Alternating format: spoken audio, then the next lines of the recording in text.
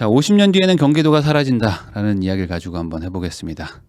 이런 기사가 있더라고요. 1,400만 명이 줄어든다. 이 경기도의 인구가 지금 한 1,400명 정도 되나 봐요. 그러니까 지금 50년 뒤면 사실 저는 없을 것 같긴 한데 50년 뒤에 한국의 인구가 이제 뭐 많이 줄어가지고 4천만 명도 안 된다, 이런 이야기입니다. 자, 근데 이 인구 감소라는 건 사실 이미 시작됐습니다. 그래서 2020년을 기준으로 해가지고 이미 고점은 찍었다라는 얘기가 있어요. 그러면 이제 앞으로 얼마나 많이 줄 것이냐, 이게 뭐 이제 출산율이나 이런 거에 따라 달렸겠지만 뭐 잘 되면 4,400만, 뭐 평범하면 3,800, 최악은 3천만까지 떨어진다 이거죠. 그러니까 앞으로 50년간 쭉 빠질 거라는 건데, 인구 감소가 시작됐지만 사실은 가구 수 감소는 조금 더 뒤에 옵니다. 그러니까 요즘에 이제 결혼을 안 하기도 하고 하다 보니까 이게 일종의 시차 같은 거죠. 인구는 줄지만 가구라는 거는 사실 둘이서 한 집에 사는 경우는 한 가구로 치니까 이게 결혼 안 하고 쪼개서 살고 노처녀, 노총각으로 점점점 나이가, 결혼 연령대가 늘어나면서 이제 집 개수는 더 많이 필요한 거죠. 그래서 실제로 가구 수는 계속 늘어나다가 2040년부터는 좀 줄어든다. 그러면 2050년까지는 어떤 일이 일어나냐면은 1, 2인 가구는 계속 늘어난다고 합니다. 이게 이런 거겠죠. 2040년까지는 가구가 늘어난다는 거는 그때까지는 워낙 평균 수명이 높기 때문에 노인분들도 계속 한 가구를 차지하고 계시지만 2050년이 되면 지금보다 30년 뒤니까 그때는 이제 절대 수명 자체가 너무 높죠. 그러면 그때는 이제 사망자들이 좀 나타나면서 인구가 이제 꺾이기 시작하는데, 그래도 1, 2인 가구는 한 10년 정도는 더 늘어난다는 거죠. 그러니까 이런 것들을 생각해 보면 사실 집이라는 거는 가구 수에 조금 더 중요한 거잖아요, 사람보다는. 그러니까 이제 1, 2인 가구들이 늘어나는 거는 좀 다를 수도 있겠네 라고 볼 수 있다는 거죠. 자, 그런데 우리나라가 과거부터 그러면 이렇게 인구 걱정을 했냐? 그건 아닙니다. 이 1940년대 자료를 보면요, 한 해에 25만 명 정도 태어났습니다. 그러니까 이때는 일제시대 아닙니까? 이때는 한 25만 명 정도 매년 태어났었는데, 이게 한 30년이 지난 1970년대에는 90만 명이 태어납니다. 그러니까 사실 그 엄청난 인구 증가라고 볼 수 있겠죠. 왜냐하면 아이를 낳는 거는 남자가 낳을 수는 없으니까 여성이 낳는데, 여성이 많이 늘어나기도 늘어났겠지만 그 사람들이 이제 3배나 아이를 낳는다는 거는 한 명이 되게 많이 낳는다는 거 아닙니까? 그래서 30년 만에 3배가 늘어난 거예요. 자, 그러다 보니까 이때 어떤 일이 일어났습니까? 하나씩만 낳아도 삼천리는 초만원. 요즘하고는 좀 많이 다르죠. 그래서 이때 1970년대만 해도, 80년대만 해도 하나만 낳아라, 아니면 뭐 둘만 낳아라. 하도 많이 낳으니까 8명 10명 낳으니까 한둘만 낳자, 그리고 덮어놓고 낳다 보면 거지꼴을 못 면한다, 이렇게 오히려 산하 제한 정책을 했던 게 고작 이제 한 3, 40년 전인데 지금은 완전히 달라졌죠. 자, 그러다가 2010년대에 오면 47만 명으로 오히려 줍니다. 그러니까 1970년대 기준으로 하면 30년 만에 다시 반토막이 나는 거예요. 그러니까 정말 스펙타클한 나라죠. 70년대, 80년대 나왔던 그 수많은 아이들, 그리고 그 수많은 여성분들이 아이를 많이 안 낳는 거죠. 그러니까 낳을 수 있는 가임 여성은 정말 많았는데 7, 80년에. 근데 2010년대에 이제 낳을 때가 되니까 안 낳는다. 그러니까 할머니 때는 막 7명, 8명 낳다가 이제 손녀 때는 1명, 1명 반, 둘 낳는 아주 변화가 무쌍한 그런 나라입니다. 근데 여기서 끝이 아니었죠. 고 10년 더 지난 2020년대에는 28만 명으로, 그러니까 1940년대로 다시 돌아온 겁니다.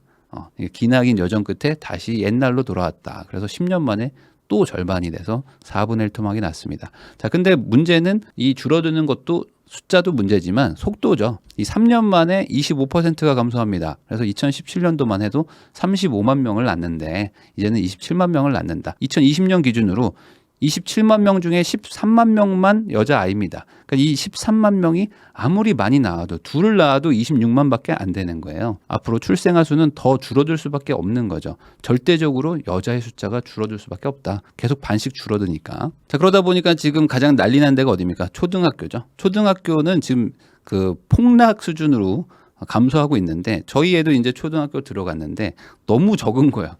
이 정도로 초라할 정도로 반이 적나? 그냥 반 평균 인원도 너무 적은데 반 개수도 너무 적어요. 막 4반, 5반 막 이래요. 한 반에 뭐 20명 막 이렇게 있으니까. 그래서 2020년이 초등학생이 한 270만 명 정도 되는데, 이게 한 20년 지나서 47년 정도 되면은 33% 정도가 감소한다. 그럼 이게 전국적이니까 단순히 생각해 보면 한 3분의 1 정도는 이제 폐교를 할 수밖에 없는 거예요. 그런데 이제 초등학교뿐만 아니라 이제 그 고등학교도 문제가 되고 있답니다. 그래서 지금 도봉구에 있는 도봉고등학교가 지금 뭐 폐교를 하냐 안 하냐, 뭐 통합을 하냐 안 하냐 막 한다는데 2011년도에 200명 들어왔는데 2016년에 123명으로 줄더니 올해는 45명 들어왔다. 그러니까 신입생이 45명인 고등학교가 있다? 이러면 이거 어떻게 되는 거냐. 얘네들 내신 관리도 안 될 것이고 반이 2개 정도 나오는 거 아닙니까? 그럼 반 2개 나오는 고등학교를 유지하는 게 맞는 건가? 라는 뭐 그런 물음이 생기는 거죠. 자, 그러다 보니까 이제 우리도 일본처럼 된다. 이렇게 얘기하시는 분들도 많고 이미 인구 문제를 겪고 있는 일본을 따라갈 것이다 라고 말하는 분들이 있는데 그 속사정을 한번 좀 보면요. 약간 좀 다를 수가 있습니다. 일본인들이 집을 안 사는 이유가 있는데 한번 보세요. 우선 임금이 늘어나지 않는다. 이 얘기 많이 들어보셨죠? 2010년도에 근로자 월급이 한 30만 엔, 한 300만 원이라고 가정하면요. 2022년, 12년 지났는데 똑같아. 그러니까 일본은 급여가 오르지 않는 나라다라고 봐도 뭐 무방한 정도죠. 그러니까 내가 계속 일하면 그냥 호봉이 늘어나서 그 직급에 따라서 좀 올라가긴 하지만 뭔가 그 절대적인 같은 나이대의 급여는 똑같은 거죠. 뭐 삼촌이 얼마 받은 거랑 내가 받은 거랑 아버지가 받은 거랑 크게 차이가 안 난다. 거기다가 금리를 보면요. 금리는 지금 20년이 넘는 기간 동안 기준금리를 0% 수준으로 유지하고 있고요. 지금은 마이너스 0.1%인가 그렇습니다. 그래서 주택담보대출을 받으면은 금리가 0.5%래요. 우리나라 사람들이 보면 기가 찰 노릇이죠. 0.5%의 돈을 빌릴 수 있어? 그러면 나는 지금 뭐 무조건 산다. 이자도 아닌 거잖아요. 그러면 집 사기 너무 좋을 텐데 근데 왜 안 사지? 자, 물가도 안 오릅니다. 20년간 물가가 연평균 뭐 1% 수준도 안 되는 거야. 그러니까 이 물가라는 거는 사실 집값이랑 뭐 모든 게 다 연동되긴 하는데 급여도 안 올라, 물건 가격도 안 올라, 그리고 금리도 제로야. 그러니까 어떻게 됩니까? 굳이 내가 집을 사야 될 이유가 있는가? 의문이 드는 거죠. 아니 집값이 어차피 오르지도 않아. 물건값도 안 올라. 내 급여도 오르지도 않고 다른 사람들도 다 느긋해. 굳이 올해 사나 내년에 사나 똑같으면 안 사도 그만 아닌가. 그러니까 이렇게 물가가 안 오르니까 어떻게 되냐. 신축만 비싸고 그 뒤로 가격이 계속 내려가는 그런 추세를 보이는 지역들이 워낙 많다. 물론 수요가 몰리는 뭐 도쿄나 이런 곳들은 막 집값이 올라가지만 웬만한 지역에서 집 때문에 고민할 일은 별로 없는 거죠. 금리가 0.5%인데 필요하면 사는 거죠. 자, 그러면 한국은 어떨까요? 금리를 0%로 유지할 수 있을까? 임금 안 올려주고 그냥 계속 있어도 다들 불만 없이 다닐 수 있는 건지, 그리고 물가 1%를 계속 유지할 수 있는 건지, 이거를 생각을 해보면 한국은 조금 다르지 않을까라고 생각을 할 겁니다. 우리는 일본과 비슷한 구조를 가지고 있지만 사실은 일본과 다른 것들도 많거든요. 그러면 우리가 정말 일본처럼 저렇게 내년에 사면 그만이지 라고 할 수 있을까? 한국은 사실상 지금 도시국가가 진행되고 있거든요. 그래서 지금 뭐 인구 감소 위기 지역 이런 것들을 지금 발표하는 걸 보면 대부분 요 네 곳으로 몰립니다.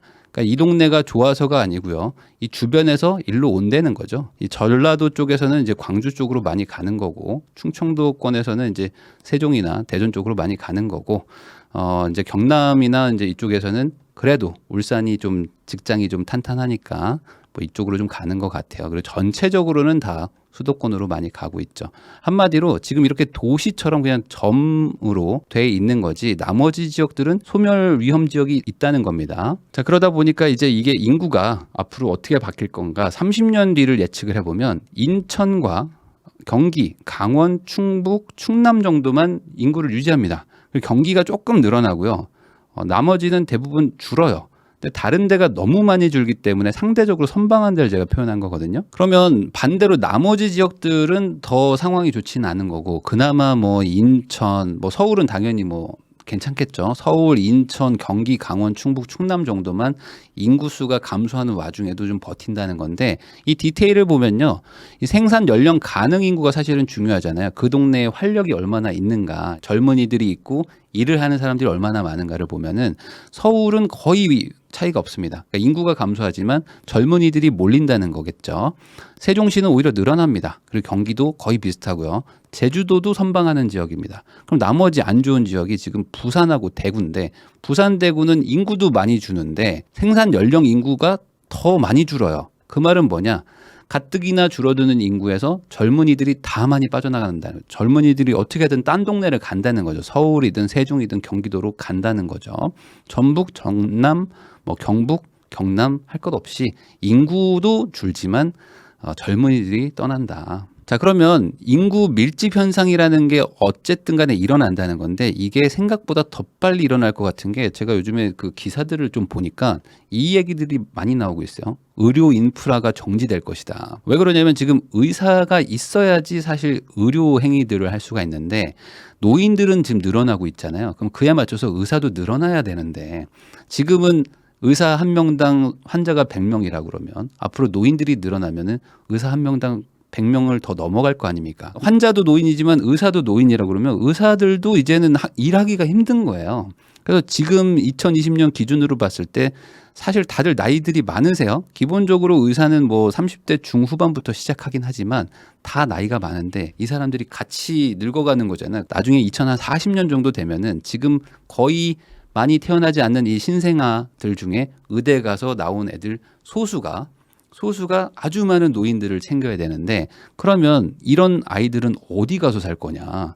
과연 그 지방에 다 뿔뿔이 흩어져 가지고 의술 행위를 할 것인지 아니면은 노인들이 많이 모여 있고 그나마 인프라가 작동하는 수도권 서울 쪽으로 갈 것인지. 자, 그러면 의사가 움직이면 어떻게 됩니까? 노인들도 같이 움직일 수밖에 없는 거잖아요.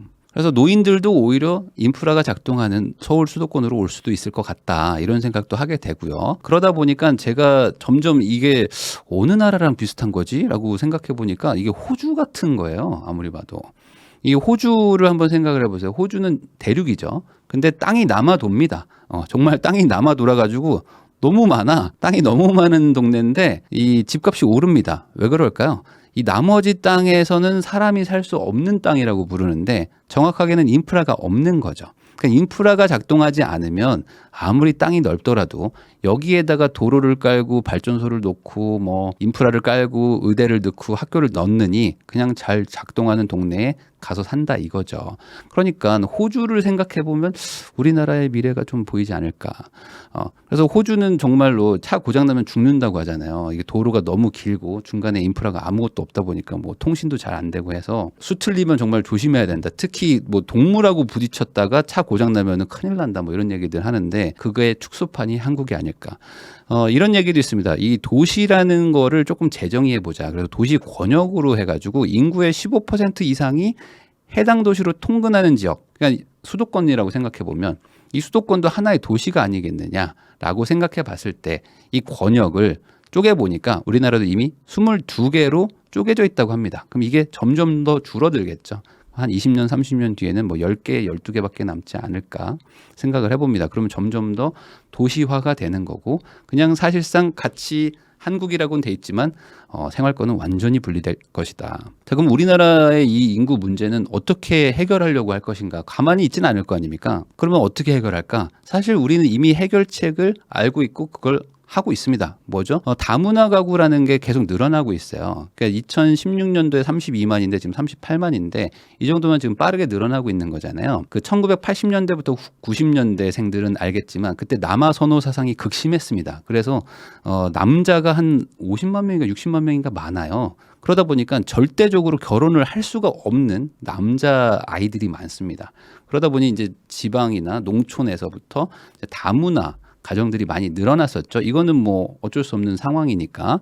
근데 이런 식으로 점점 외국인들이 한국에 와서 살게 되는 일들이 늘어날 수밖에 없는 거예요. 한국 사람들이 아이를 많이 낳으면 좋겠는데 낳지 않으니까 그럼 결국에 그 자리를 다른 사람으로 채울 수밖에 없는 거죠. 그럼 한국인이 아닌 사람들이 들어온다. 자, 그러면 외국인이 5% 이상인 도시가 생각보다 많다고 하는데 보세요. 안산, 시흥, 포천, 화성, 안성, 거제 뭐 이렇게 보면은 안산은 12% 정도 되는데 이게 충격적인 이유는 2015년도입니다. 그러니까 기사 자체가 2015년일 때 12%였으면 지금은 얼마일까? 더 많이 늘어났겠죠. 그래서 저희 채널도 한번 그때 기사들이 막 떴던 게 박정호 교수님이 나오셔가지고 다문화 가정인데 8명 중에 7명이 다문화 가정이고 한 집, 한 아이만 한국인이어가지고 한국인이 막 괴롭힘을 당했다. 이런 거가 기사가 떴잖아요. 그런 것처럼 지금 이 지방, 시골, 소형 도시들은 이 다문화 문제들이 꽤 큰데 아직 서울이나 이제 대도시에 있는 분들은 잘 느끼지 못하고 있을 뿐인 거죠. 사실 인구 문제를 해결하는 방법은 이 세 가지밖에 없는 거죠. 아이를 더 낳거나 아니면 이민을 받거나 아니면 호주처럼 뭐 워킹 홀리데이 같은 거 아니면 뭐 외국인 노동자들 비자를 많이 주면서 외국인들의 인력을 어떻게든 좀 수급을 하려고 하는 거. 이 세 가지 말고는 딱히 없는 거죠. 근데 1번이 잘 안 돼요. 1번 잘 안 되면 답은 2번 아니면 3번밖에 없겠네요. 아이를 많이 낳으면 되겠는데 절대적으로 여성의 숫자도 적어지고요. 계속 적어지고 아이를 낳을 수 있는 상황도 아니다. 그리고 이게 해결이 안 된다. 그리고 정책적으로도 지금 뭔가 효과를 못 보고 있다. 그러면 어떻게 해야 됩니까? 결국에 피할 수 없다면 문제를 최소화할 수밖에 없는데, 근데 여기서 두 가지 길이 있는 것 같아요. 이 첫 번째는 다문화 국가죠. 이거는 우리가 익숙한 겁니다. 외국인들이 한국에 와서 사는 거. 그러면서 이제 다양한 문화를 가진 국가가 되는 거고, 또 하나는 다인종 국가가 있죠. 그럼 다문화 국가는 뭔가요? 이거는 우리가 익숙한데 다인종 국가는 미국 같은 거죠. 뭐냐? 인종은 달라도 우리는 한국 사람이다라는 게 다인종 국가인 거죠. 미국에는 다양한 인종들이 있지만 결국에 미국 사람이다. 나는 미국 사람, 미국 시민이야라고 생각하는 그 차이가 있는 거잖아요. 근데 이 다문화 국가는 약간 다른 겁니다. 나는 한국에 살긴 하지만 나는 어디 나라 사람이야라는 정체성이 다른 거예요. 그러면 다문화가 되는 겁니다. 그래서 저는 개인적으로 다문화는 조금 위험한 게 아닌가. 다문화가 아니라 다인종이 맞는 게 아닌가라는 생각을 하거든요. 자, 왜 그러냐? 이 다문화가 되면 기본적으로 사람들이 모여 삽니다. 그래서 이게 편하거든요. 이민을 오거나 잠깐 여기 체류하러 들어왔을 때 아니 우리나라 사람들 많은 동네부터 시작을 하는 거잖아요. 코리아타운부터 가는 거지. 거기가 어디냐? 원곡동입니다. 안산의 원곡동은 지금 지난 5월 말 기준으로 2만 6천 명이 외국인인데 전체 인구의 81%입니다. 그러니까 여기 가면은 이제 한국인이 소수인종이야 이제. 여기 가면은 이제 오히려 외국어를 더 많이 쓰고요. 가게들도 이제 외국 가게들이 생기고 외국인 가게 주인들이 늘어나는 거죠. 외국인들과 오히려 대화가 안 통하는 한국 사람들이 많을 수가 있는 겁니다. 80%가 외국인이니까. 자, 그러다 보니까 여기는 빈상가가 없다. 여기는 수요가 지금 넘쳐나겠죠. 외국인들이 일로 몰리니까. 자, 그러면 이게 다문화의 어찌 보면 이제 뭐 부작용 같은 거일 수도 있습니다. 거기다 이런 기사도 있습니다. 원룸 건물인 줄 알았더니 모스크였네. 이슬람 사원이 무려 200개가 있다. 절대적인 숫자는 적을 수 있겠지만 어쨌든 우리한테 이슬람은 아직은 좀 생소하다고 할 수 있지만 실제로는 많은 모스크 사원이 있다고 합니다. 그래서 가장 많은 데는 이제 수도권하고 경상권인데 이쪽에 공단이 많다. 그래서 공단에 아무래도 외노자 분들이 많이 들어오시면서 여기서 이제 종교 활동을 해야 되니까 그 수요에 맞춰가지고 여기 이제 점점 생기고 있는 거죠. 그러니까 이런 식으로 점점 문화가 다양해지는 것이 좋을 수도 있지만 반대로 생각해 보면 이게 문제가 될 수가 있다는 거죠. 그래서 저는 이민을 막을 수 없거나 외노자를 안 쓰는 게 불가능하다면 다인종 국가로 갔으면 하는 마음은 있는데 이게 쉽지는 않겠죠. 문화라는 거는 섞이기가 정말 힘들어가지고 다문화라는 거 저는 단어는 참 이쁜데 이거는 좀 분리와 차별로 갈 수밖에 없다라고 생각을 하거든요. 그렇게 되면은 기본적으로 누군가를 차별했을 때 그거에 대한 분노가 쌓이는데 이 분노가 내가 다수가 되면 다시 한번 또 상대한테 복수를 하게 될 수도 있는 거고 그러다 보면 이게 분쟁의 씨앗이 된다라고 생각을 합니다. 그래서 우리는 뭐 같은 민족은 아니지만 한국 사람이야 라고 하는 게 사실은 긍정적인 건데 이게 나는 쟤 싫어. 나도 너 싫어. 이런 식으로 하면서 따로 살고 모여 살고 같이 분리되고 차별하기 시작하면은 이게 나중에 수싸움, 머릿수 싸움으로 붙기 시작하죠. 그러면 이제 또 다른 사회적인 문제가 생길 겁니다. 그래서 이게 최악으로 가면은 아마 부동산에선 이런 일이 일어나겠죠. 이제 민족별로 거주지가 다른 사회가 되면 최악이겠죠. 우리나라 사람들은 이 동네에서 살고 너네 나라 사람들 들어오면은 가만 안 둔다. 뭐 이런 거 있죠. 그 반대로 저 동네 가면은 큰일 난다. 저기는 뭐 어느 나라 사람들이 꽉 잡고 있어. 이런 식으로 가면은 오히려 이게 부동산에는 또 악영향을 줍니다. 왜 그러냐? 만약에 이런 상황으로 가잖아요.